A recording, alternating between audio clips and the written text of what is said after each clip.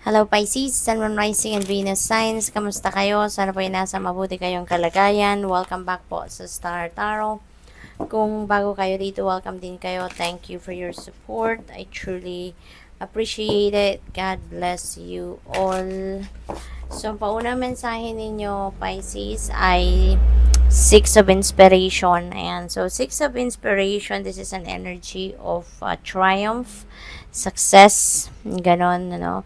You did a great job dito sa kung ano man ang siguro sa trabaho. Ito, related ito sa trabaho, sa inyong career, or um, baka nasa social media din kayo, maybe content creator kayo, influencer, yung ganon. So, maybe you are going to succeed, no? Sa ngayon, kung ano man itong mga bagay na pinag-i-effortan ninyo, you are going to get the reward, no, of your hard work sa ngayon, and you are going to succeed. Magtatagumpay ka, you will be on the spotlight. There will be a lot of people na mas makakakilala sa inyo, makaka-recognize ng inyong galing, or kung anumang klaseng ginawa ninyo, you will be well appreciated. The moon energy, kung meron kayong mga bagay na kailangan pagdesisyonan sa ngayon, now is not the time to make that big decision. Now, ito yung paalala sa inyo ni the moon. Kasi, hindi pa malinaw sa inyo, no, ang inyong sitwasyon. Hindi pa ninyo nakikita yung heart and truth, no, ng inyong sitwasyon, kaya mahirap na magdesisyon kayo ngayon, no, kasi maaaring pagsisihan nyo lang yan in the future. Kaya ang advice sa inyo rito, be patient, no, at wag muna kayong magmadali magdesisyon. Okay, we have 8 of materials, and this is really beautiful, no. It shows na kung ano man yung ginagawa ninyo, kung ano man yung trabaho ninyo, or kinakareer ninyo sa ngayon, you are enjoying it, no? So, siguro, gustong-gusto ninyo kung ano yung ginagawa ninyo. Maaaring, ano din kayo, you are enjoying it. Maybe that is where your passion is. Maybe, yun ang, ano ninyo, yung cup of tea ninyo, talaga, kung anong ginagawa ninyo. Kaya you like it and you enjoy it, even if napapagod din kayo. Pero, since the passion is there, kaya parang baliwala lang ang pagod, no? At mas ini-enjoy ninyo kung ano yung ginagawa ninyo. We have death energy. This is a transformation happening soon sa buhay ninyo. Maaaring that is what you are working on right now. Maaari din na ngayon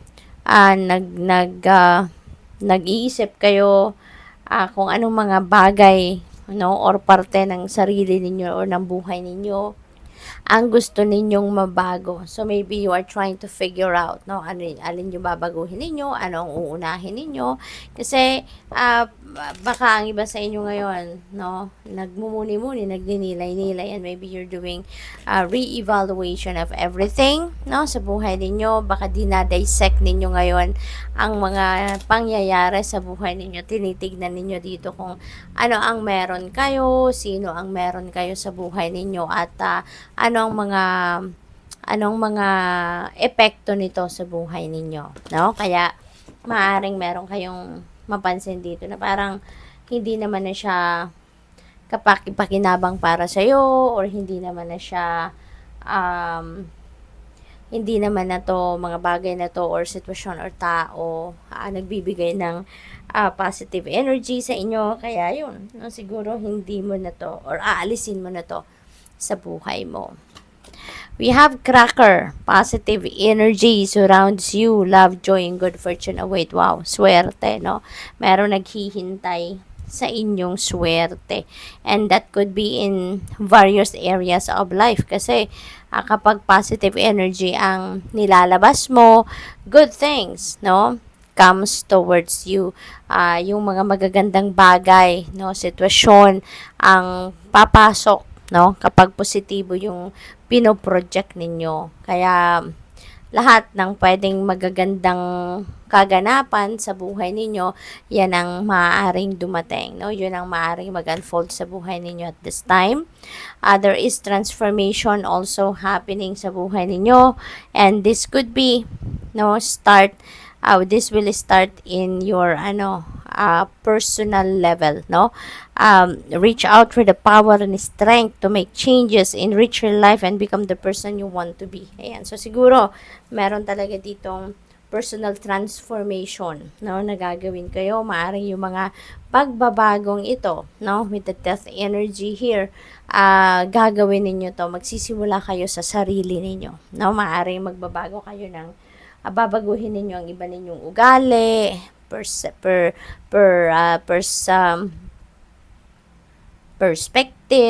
mga the way you think, 'di ba? The way you react sa mga bagay-bagay, no? Those are just a few na maaaring babaguhin ng iba sa inyo rito. We have snake. Your intuition and healing powers will guide you to a better path. So, just be careful. Okay? So, lagi ninyong papakinggan kung ano man ang bulong ng iyong intuition. Lagi ninyong papakinggan yung bulong ng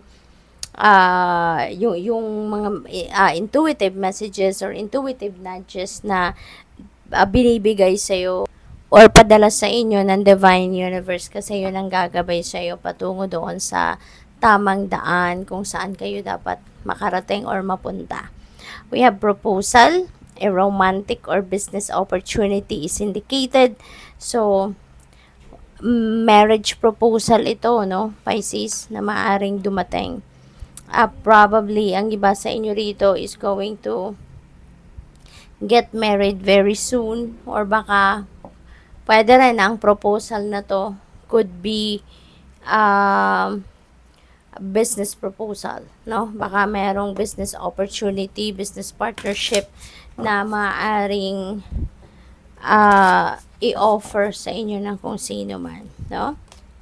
We have journey by moonlight, believe in magic. Ayan, so iniimbitahan kayo rito, no? Na magtiwala kayo sa mga magical moments, magtiwala kayo sa miracles, no? Yung ganon. Kaya, pwede rin na ang iba sa inyo dito, Pisces, is going to witness, no, some wondrous events, no, sa buhay ninyo. Maaring meron ditong mga magaganap na mga hindi ninyo sukat akalain na maaring maganap, pero maaring yun ang mag-unfold sa buhay ninyo.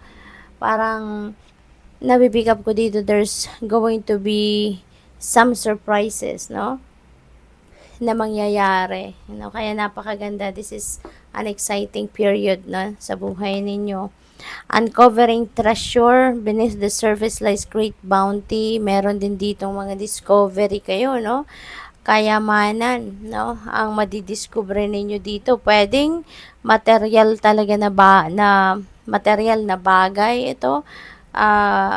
Pwede rin naman na golden opportunities, no, ang maaaring madiscover ninyo rito. Kaya, whatever the case may be, this is such a beautiful blessing, no, na dadating sa inyo na maaring isa ito sa mga sorpresa sa inyo ng universe. We have desert passage, trust there's a divine plan. Okay? Magtiwala kayo na merong plano ng Panginoon para sa iyo, 'di ba?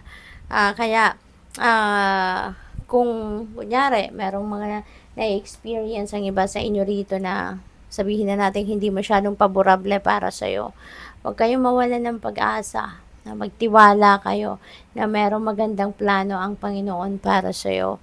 At lahat ng yan na nangyayari sa buhay ninyo, yan ay kaparte ng plano niya, 'di ba? Everything is a process, 'di ba? Kaya merong mga bagay na talagang kailangang mangyari to get to where you need to be, 'di ba? Hindi naman lahat, wala namang instant, 'di ba, na pangyayari na nandoon agad kayo sa tagumpay, nandoon agad kayo sa tugatog ng tagumpay agad-agad, 'di ba? Lahat nagdadaan sa proseso, no? Kaya kahit may mga challenging situations na maaring pinagdadaanan ng iba sa inyo, just hold on, 'di ba? Just keep on track. Ang importante, makikinig kayo lagi sa iyong intuition kasi diyan pumapasok kadalasan yung guidance ng universe para magagabayan kayo kung ano ang dapat ninyong gawin. How are you going to react? How you are going to navigate your current circumstances. Kasi at the end of the day, papunta kayo, no, sa kung saan kayo dapat makarating. Dadalhin kayo ng divine universe doon, no? Sa kung saan kayo dapat mapunta. Kaya lagi lang kayong magtitiwala. Just keep your hope and faith alive, you know, and lagi lang magdadasal for guidance, okay? You have overcoming obstacles, you can overcome anything. Ayan. So, napakagandang promise ito para sa inyo, diba? Siguro, ang iba sa inyo, meron talaga mga pinagdadaan ng mga pagsubok sa ngayon. Sabihin nyo na lang sa sarili niyo, pagsubok lang yan, and you are more powerful than those pagsubok, no? Mas may kapangyarihan ka over those, challenges and over those obstacles. Kaya, always remember that you can overcome anything. Okay? Kapit lang, laban lang, lagi lang magdadasal at magtitiwala kayo sa divine plan. Good luck sa iyo. Thank you for watching Love and Light. Namaste.